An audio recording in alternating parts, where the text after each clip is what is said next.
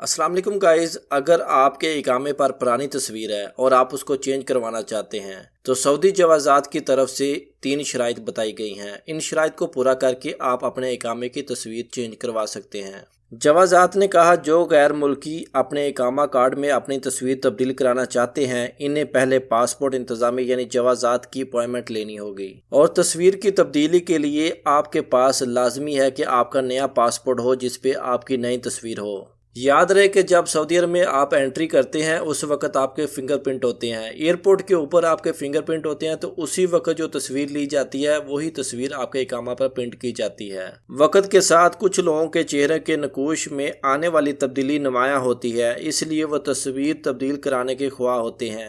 اپنی نیو تصویر تبدیل کرانے کے لیے مناسب وجہ بھی بتانی ہوگی، جبکہ دستاویزات ثبوت کے طور پر نیا اور کارآمد پاسپورٹ بھی جوازات میں دکھایا جاتا ہے، جس میں موجودہ تصویر کا موازنہ کرنے کے بعد اقامہ میں بھی نئی تصویر اپلوڈ کی جاتی ہے۔ اگر آپ کو بس آپ کی تصویر کی تبدیلی کرانی ہے تو اس کے لیے آپ کو پہلے اپائنٹمنٹ لینی ہوگی، اس کے بعد آپ کو کفیل کی ضرورت نہیں پڑے گی۔